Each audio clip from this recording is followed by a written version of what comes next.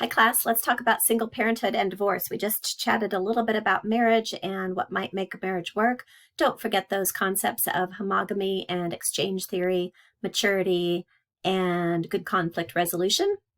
So sometimes though, we're not married, right? And yet we still have children. About 40% of all US births at this point are to unwed mothers. That is way higher than it ever used to be. In the 1950s, it was much, much, much, much lower. At this point, there are ethnic and racial differences. You can see those for births that occur outside of marriage. You can see the highest rates for African American, and then in the middle is Latino, and then European American. Also in the 1950s, not only was it lower, but you did not see these racial and ethnic differences nearly as much either. They tended to be about the same across all ethnicities. Why do we have so many more single parents right now? Well, first of all, divorce is much more common than it was in the 1950s. Second of all, you can now keep a child out of wedlock. In the 1950s, you certainly were not going to do that. You would go into a confinement and have your baby and give them up for adoption, and that would be that. But of course, now it's socially acceptable to keep the child.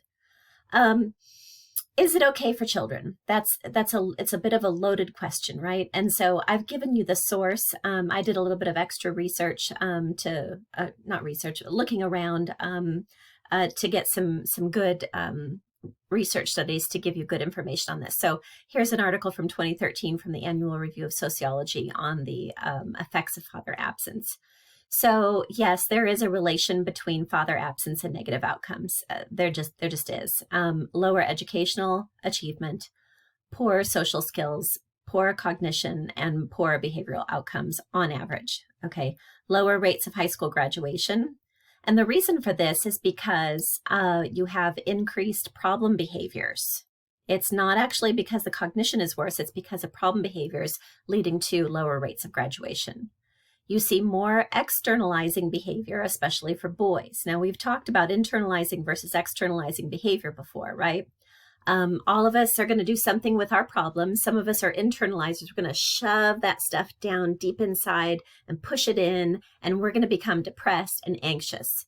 And others of us are going to externalize our problems, put them out there. So that's going to look like poor behavior, acting out, yelling, outbursts, that kind of thing. So boys are going to be more likely to engage in externalizing behavior if father is not in the home. You also get increased risky behavior like smoking and early sex and early childbearing, and then impaired mental health in adulthood.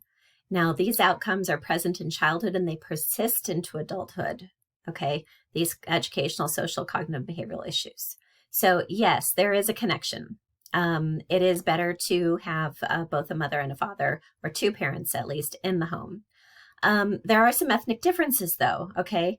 And let me just say, it is possible to have a good home environment if you are a single parent, okay? There's lots of things that you can do, okay? There's always hope. There's no reason to look at this information and say, oh no, this is me and my situation is bad. No, you can always make your situation better. So this is just looking at the sociology of it. There are ethnic differences. There seems to be a difference that these negative outcomes that we just talked about seem to be more pronounced in white families than they are in Black or Latino families. Okay. So in other words, these negative effects are there for white, Black, and Latino families, but it's worse in the white families. And the question would be why? So remember these statistics I just showed you? Okay. If 70% of the people in your group have out of wedlock births, that makes it kind of normal, doesn't it? And if it's kind of normal, then there's not as much social stigma. And if half of the people in your group have out of wedlock births, maybe there's more social support given to you if you are a single parent. So if the family structure is more normative, okay, and if there's more social support of the single parent, maybe the outcome is mitigated. There may also be, here's the second issue, there may be differences, the differences between a married family and a single parent family financially may be bigger. The difference may be bigger in a white family. So a married white family versus a single parent white family, the difference financially might be pretty big. But in a Black or a Latino family, the difference between a married family and a single family might be less. And so if there's less of a financial difference in the two family structures, then there may be less of a negative outcome. Okay, I know that's tricky stuff, but that's the information that's out there. Okay, let's talk divorce. If you get married today, what are your chances of divorcing? What's the divorce rate in the United States? I would guess most of you know that the answer is 50%, right? Most of you knew that. But here's the thing. I've told you before, there's things I want you to know for class, and there's things I want you to know for life. And this is one of the things I want you to know for life. If you get married today, your chances of divorcing is not 50%, okay? Yes, it's true that the United States has a divorce rate of 50%, but it's actually 54.8%. It's really quite high. But the U.S. divorce rate for first marriages is only 30%. Okay, so yes, it's a 50% divorce rate, but 30% for first marriages. What that means is there are a lot of people who get married and divorced and married and divorced and married and divorced, and they raise that average quite a bit. But a lot of other people get married and stay married. Okay, so when you're standing on your wedding day under the altar or in front of the judge or whatever you're doing, I don't want you standing there thinking, well, 50-50 chance of making this work. Okay, that's not right. That's not right. At worst, your chance is something like 30%. But there are some other factors. We saw before that maturity mattered, right?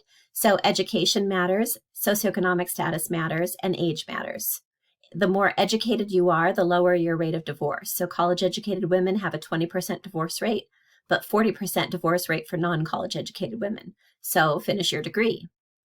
SES, higher SES, lower divorce rate. That makes sense, right? Because a lot of the reasons for divorce often revolves around money, financial issues, and families that are financially stressed are more stressed generally. So this is protective. Age, the older you are when you get married, the lower your divorce rate. We saw that before. Certainly wait until you're mature enough to get married. Okay, so why do people get divorced? And we're going to ignore this gender differences. I took that one out. Infidelity is the most commonly reported cause. Other causes are incompatibility, drug and alcohol abuse, and growing apart. And finances are down on the list as well.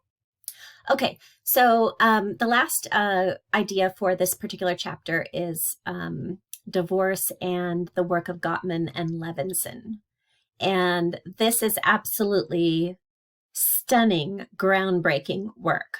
They can predict with 93% accuracy both early divorce, meaning within the marriage's first 7 years, and later divorce, meaning when the first child reaches about 14 years of age. Okay, this is mind-blowing. To be able to predict something like that with that high of accuracy is almost unheard of in psychological research. Okay, here's what they're finding. They can predict divorce based on the emotions that are displayed during conflict. You heard my husband Mark say that it is important to have good conflict resolution. He's absolutely right. If you express contempt, criticism, defensiveness, and stonewalling during conflict, your chances of divorce goes way up, meaning within the first 7 years. The absence of positive emotions actually predicts later divorce. Okay, so here's John Gottman. He's our second love guru next to Robert Sternberg. And I'm going to have you guys watch a little video, just a few minutes of him talking about what he and Levinson call the 4 horsemen of the apocalypse, where the apocalypse is the divorce and the 4 horsemen are contempt, criticism, defensiveness, and stonewalling, the 4 emotions that we see that predict divorce. So I'm going to have you guys look at those. Let's just talk about each of these briefly, and then you can watch Gottman himself. He's really quite a character and really fun to listen to. Criticism is verbally attacking the partner's personality or character. So if I'm mad that, I don't know, Mark doesn't put his dishes in the dishwasher. Okay, if I want to do this in a good conflict resolution way, I would say to him something like, Mark, it frustrates me when you don't put the dishes in the dishwasher because then I feel like I have to do it. And I just wondered if you could maybe do that in the morning. Okay. If I'm going to be critical, though, I'm going to attack his personality or his character. I'm going to say, you're such a slob. Why do you have to be such a baby? Do you think I need to pick up after you? You're lazy. Okay, you get the point. Contempt takes it a step farther. Contempt is mocking, sarcasm, ridicule, name-calling, mimicking. You're such a baby. You just always need me to pick up all your dishes for you. You're trying to make the other person feel worthless. Okay, so criticism and contempt are different. Criticism is you're a lazy person.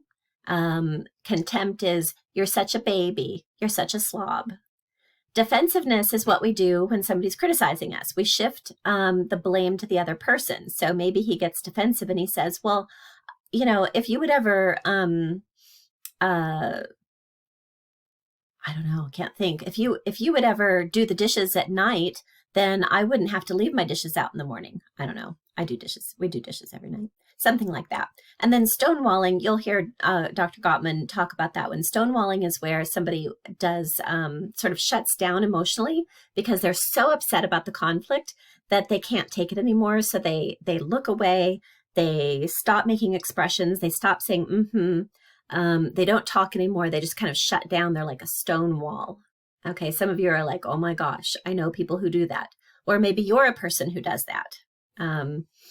All right, so what are we going to do about this? Gottman will tell you in his video he's not interested in helping people. But his wife, Julie Gottman, Dr. Julie Gottman is, and so she developed antidotes to all of these. So the antidote to criticism is to complain without blame. So, hey, Mark, I just wish you would put your dishes in the dishwasher rather than blaming him for it. The antidote to contempt is to build a culture of appreciation. I try to make sure that I appreciate him on a pretty regular basis. So we just moved and I made sure every time he did something to help with the house that he knew how much I appreciated what he'd done, that I saw his hard work and his dedication and commitment to the family, and made sure to just point that out. The antidote to defensive-ness is taking responsibility. So if he's mad at me for interrupting him, which, does happen because I'm a fast talker, I have to take responsibility for that. I have to say, I know I keep doing that and I'm really sorry. And I will try to change my behavior. And then stonewalling, the antidote to this, the reason that we stonewall is because we're overwhelmed and we're too aroused. So the antidote to that is to do physiological self-soothing, to try to take some deep breaths, maybe say, hey, I'm kind of overwrought about this right now. I need to take a break. And can we come back to this when I feel better? You've got to be self-aware enough and mature enough to be able to do that self-soothing rather than shutting down like a stone wall and tuning out your partner. So take a look at the Gottman video. He's really fun to watch. I'll put on there, you don't have to watch the whole thing. I'll put on there how much of it you should watch. It's just about 5 or 6 minutes or so. Hope you enjoy that. Gottman's work is used widely. Most of my veterans say that they have been exposed to his material before. Veterans are given that kind of training. It really, really is good stuff if you plan to get married and want to stay married.